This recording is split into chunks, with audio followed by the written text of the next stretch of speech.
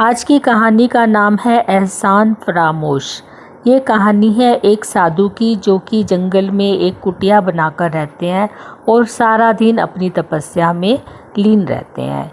एक दिन वह रोज की तरह तपस्या कर रहे थे, तभी उनके ऊपर से एक कौवा उड़ता हुआ आया जिसकी चोंच में एक चूहा था और वह चूहा उसकी चोंच से छूट गया और साधु महाराज की गोद में जा गिरा। यह देखकर कौवा फुर्र से उड़ गया। साधु महाराज ने चूहे को उठाया और बहुत प्यार किया और उसे अपने बच्चे की तरह पालने लगे और उसका खाना पीना सब तरह से ध्यान रखते। चूहा भी साधु महाराज के साथ बहुत खुश रहने लगा और वहीं पे खेलता कूदता रहता।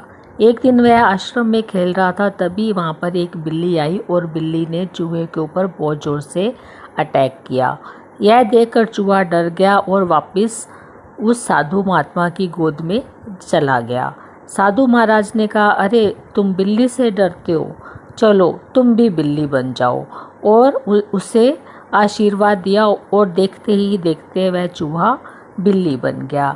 अब वह बिल्ली बनकर उसी आश्रम में रहने लगा और एक दिन एक कुत्ता आया। कुत्ते ने फिर बिल्ली के ऊपर अटैक करने की कोशिश की और बिल्ली भागकर महात्मा जी की गोद में चली गई।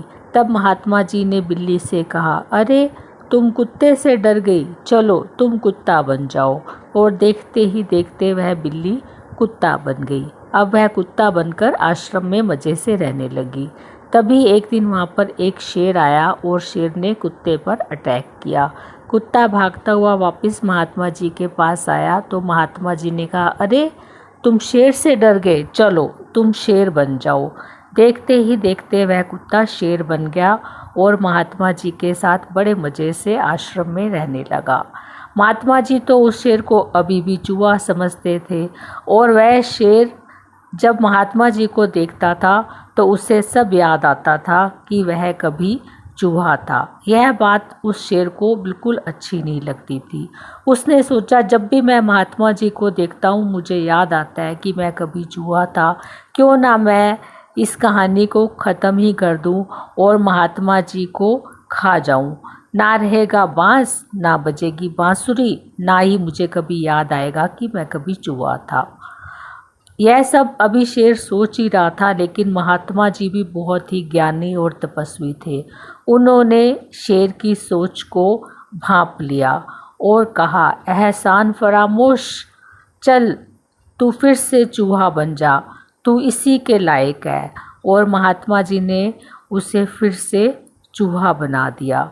तो इस तरह से इस कहानी से यह शिक्षा मिलती है कि जो भी हमें प्यार देता है, खाना पीना देता है, हमें सहारा देता है, हमें उनका एहसान कभी नहीं भूलना चाहिए।